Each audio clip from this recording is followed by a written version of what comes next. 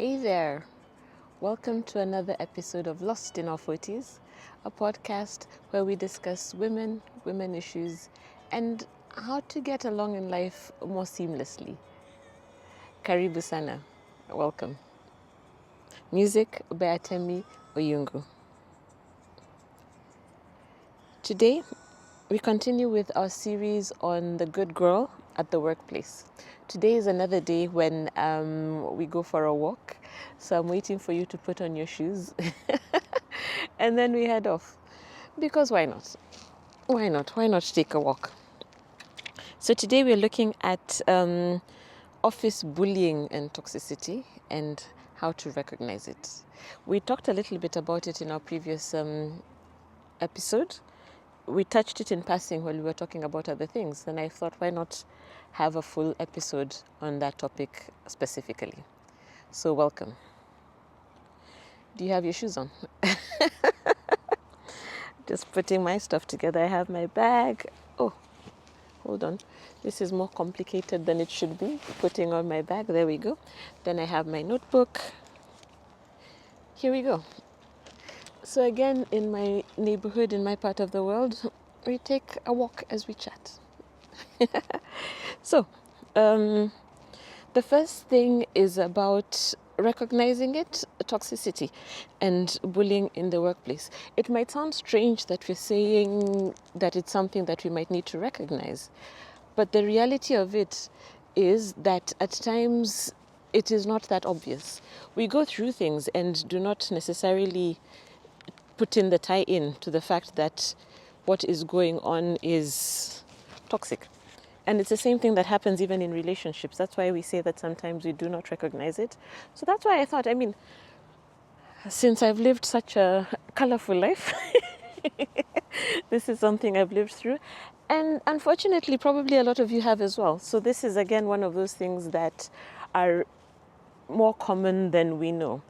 And that's why touching on recognizing it, I thought was a useful place to start. So, if you are asked to do something that goes against your values, I'm talking about the workplace that is your average workplace. Does that make sense? Is there an average workplace? Well, not being a thief, as the example. So assuming you're not a thief, you're not into white-collar crime, you're not doing any of those kind of things. So when you do get a request to do something that to you goes against your values, then that is certainly something that should put your antenna up. Of course, for this, it's useful to know what your values are. We've had that discussion in one of the previous episodes, to just have a list and understand what your values are. And that is really good from that perspective. But one of my values is fairness. So if there is a requirement to do something that, I consider unfair, from a workplace perspective, there are, of course, practices that all of these things need to be nuanced. You take it based on what you're doing, on the reality on the ground. So fairness is a very broad concept.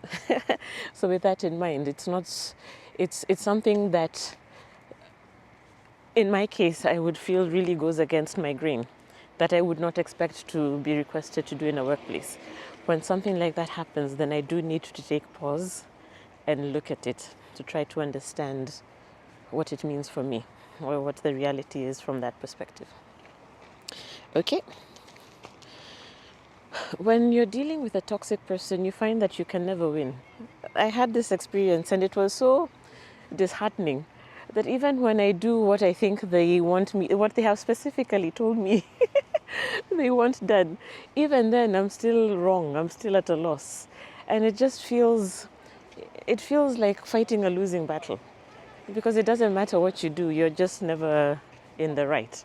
So that then is another indication that perhaps you are in that kind of environment, and when you notice these things, the point, we'll talk about what to do later, but when you have all this going on in the background, a lot of what arises is questioning. So if you do have a lot of questioning, then this is just highlighting the kind of things that to look out for. And if these are the kind of questions that you have, then this is certainly something to consider it's worth opening the eyes to consider that might be the kind of environment you're in. Okay. Your gut feels it, even if you cannot explain it. So, I speak a lot about the gut, intuition, the body. We have, especially as women, this sixth sense, this intuition, this ability to perceive things that are not obvious to the mind. And it was explained, I read it somewhere where they tried to explain it as over and above, because not everyone believes in intuition. What they said is that your system clocks a lot of details that is stored internally and not necessarily something that you are consciously aware of. So because of these tiny little things that are clocked, and the example I'll give you, this one I read somewhere else, I can't remember where, but they said, look up at the scenery around you, look up at the scenery behind me, and in a flash, look away and then ask yourself what you saw. So the things that you'll be able to state having seen, in my case, I'll say I see trees, I see like the berries or something in this tree. Oh, it's an apple tree, so small apples. There are insects swirling around me. There's water. So what he says is then to look again and to realize that there are so many intricate details, like the different shades of green on the leaves and the texture of the bark and the stones on the way. So he says that whoever that author was saying that there are so many things that your mind has clocked and perceived about anything that you're seeing that is not immediately important for purposes of your experience. When you're walking in the trees, even though your subconscious has clocked it or your mind has clocked it, it's not something that you are consciously thinking about. So because of that, it is possible that your subconscious mind has clocked things in the workplace that you yourself are not necessarily fully aware of at any given point in time. So it could be someone that just gives you the creeps. Could be just a bad feeling that you're getting for no reason. You cannot explain it, but whenever you're hanging out with a particular person, there's a feeling that you get. I remember a description from a friend of mine about being in the same room with a particular person that would her blood would run cold. She felt so excessively uncomfortable. There was no reason. This person was well beloved, highly senior, that kind of thing. And yet she specifically told someone, don't ever leave me alone in the same room with that person. Yeah, so let's not, what I have a tendency to do is to ignore, because I want to explain. If it's something that has no explanation, then it didn't happen, or it's not true, or it's not important. So then moving away from that and then saying, look, if my body, my intuition, if there is a feeling that I am perceiving, for whatever reason, I don't know why these insects have just come out of the blue, then I shall not ignore it. And that really, really helps in the toxic space, in the world of toxicity, because a lot of the interaction is subtle. And subtlety then, and a lot of it actually doesn't make sense, which is a problem for someone like me. I like logic. I want to be able to explain A and B. So if there is no such explanation, then I get a little lost, a little confused. Okay. What was that? The ones which are much, much more straightforward is lies and undermining. Let me tell you, there's a time I was in a room. There was, in fact, which one should I tell you? I'll tell you this other one. This one was big. I had only started a corporate job, and I was in a situation where something needed to have happened. I had a task to perform, but someone needed to do something before the task could be completed. So I had done everything on my side and let everyone know what needed to be done. And then I left for the day. I got a call from a very senior person in the organization at maybe it was 6 or 7 in the evening. And they were blasting me at full volume and saying, how could you? What kind of irresponsibility is this? In fact, the call was from the CEO. I was new.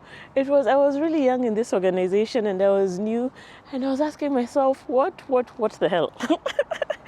It was a call from the CEO saying that I have cost them heaven and earth. And initially first I didn't even know how, he had my number. I wondered if it was a crank call, what's going on? Then he handed the phone over to the person who needed to have done the other task for my task to be complete. And this person took the phone. I was not on speaker, so it was a cell phone and they were just speaking. So initially I was glad. I was glad that that person was on the call because then they could explain to me what's going on. And they could tell the CEO that it was all just a big confusion and, set the story right. Shock on me. So as it turns out, it was this person who was in the wrong who had created a story. So they had gone and told the CEO that everything was my fault, that I hadn't done anything, that they couldn't move. I was a disaster.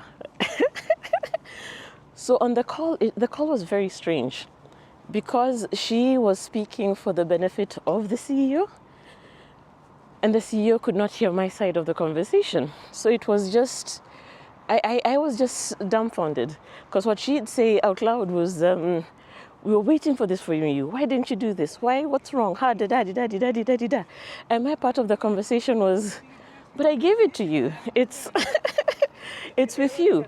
We are waiting for you. You are the one who has this and that to do. But that's the way it played out. So I left that call, then they hung up. The CEO, I think, probably had some choice words for me by the end of the call, and then they hung up.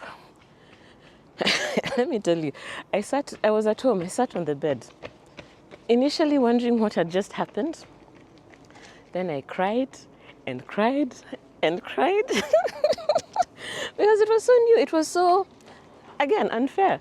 It was so unexpected, actually, because even the CEO probably was not meant to behave the way he was behaving. And these are such senior people, and I'm such a young person in the organization. I'm so new. The corporate space is something I really had not understood. So living through that for me was such a horror. I was absolutely dumbfounded. It's just question marks all over around me. I don't even know how I slept that day. And then the next day I went to work. And what had happened was that on that day, my boss had been away on vacation, and then they came back. So when my boss came back, I told them what happened.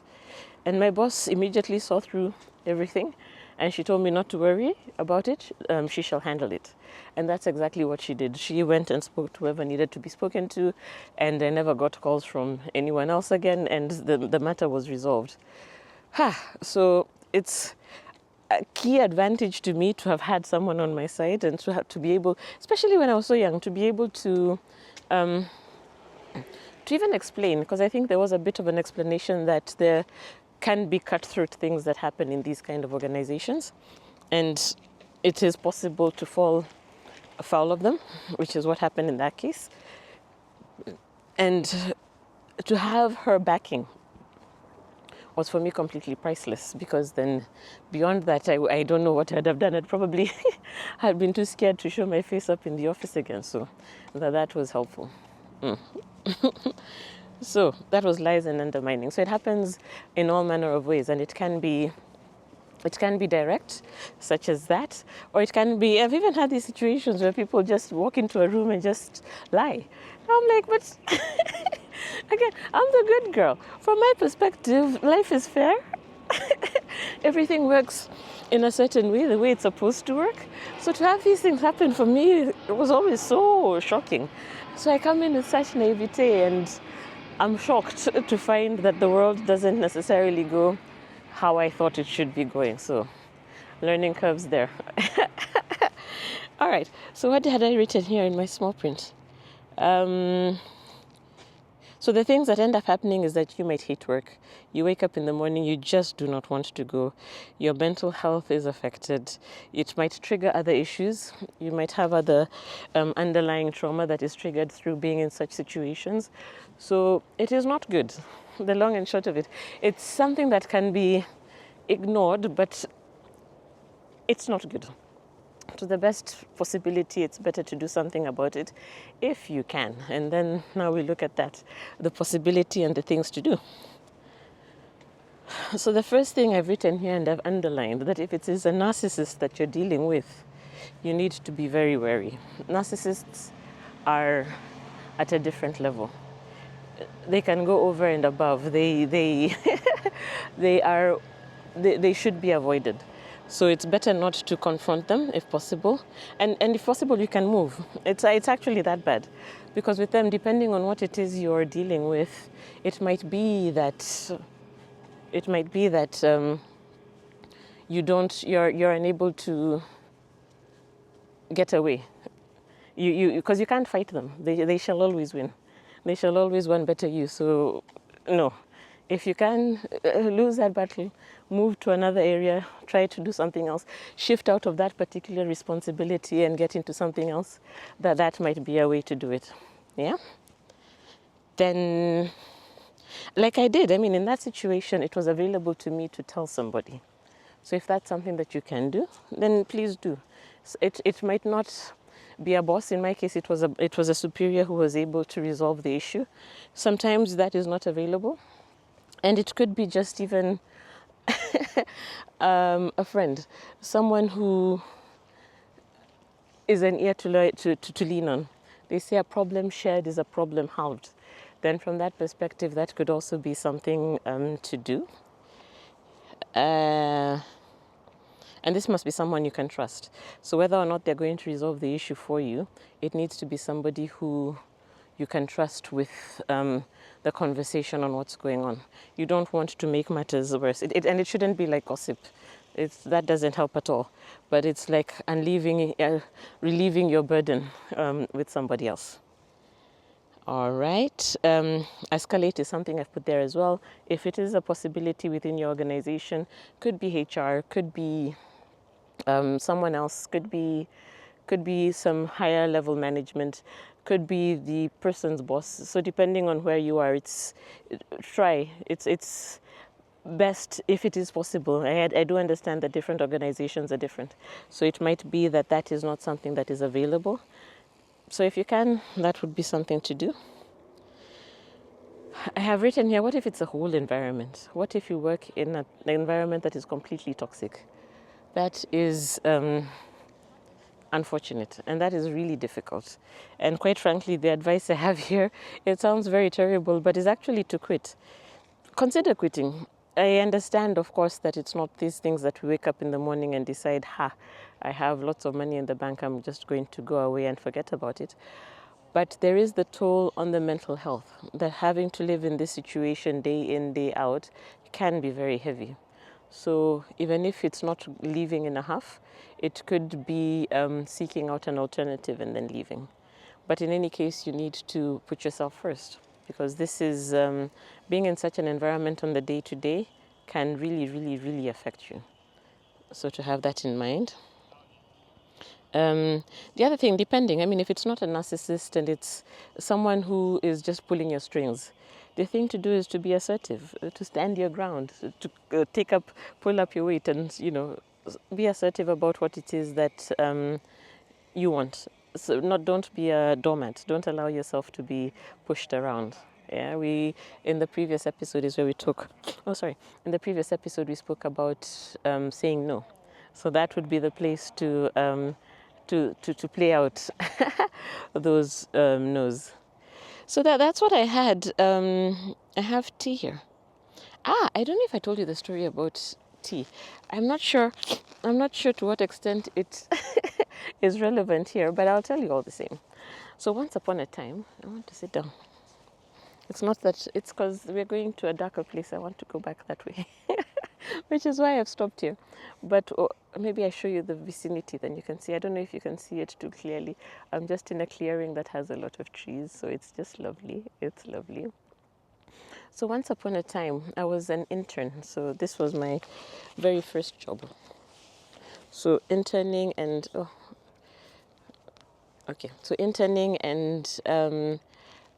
I was in an office that served tea. And one day the tea came. Oh, can I sit? Yes, I can. Oh, So one day the tea came, and I was in a meeting with only men. So I was the only female there, and it came to the point of serving the tea. The person who brings the tea does not serve the tea. So I felt that the expectation was that I would be the one to serve the tea. And I really did not want to serve the tea. So I pulled in, I stuck to my resolve and decided this is not something I'm going to do today. I do not want to be the tea girl. I do not want to be the one who is responsible for serving the tea. It's not fair. Being a woman doesn't mean that I'm less daddy. So that was a conversation in my head. And I felt that the environment was unfriendly. But the reality, as someone pointed out to me more recently, is possibly, that this conversation was going on in my own head without necessarily being the reality on the ground. So I might have been stuck in my head and the expectation that this is what everyone wanted me to do, while it might not at all be what anyone wanted me to do. So I tell this story to emphasize the need to sometimes step back. I do not, it sounds strange when I put it this way, because we're talking about toxic environments and gaslighting and already thinking that you are wrong. So no, that is not what I was trying to emphasize. But just that sometimes it's worth relooking at a situation, because you might have interpreted it wrong. It is a possibility. When it's toxicity, it's not always the case. If your gut is telling you something, please go with your gut. But if you do have questions and you're just asking yourself, perhaps, then it is absolutely worth relooking at. So that is our episode for today. Thanks for joining me. As always, I highly appreciate you. Bye-bye, gorgeous. Till next time. Music by Atemi Oyungu. Content and production by me, Shiro. Get in touch at lostinourforties.com.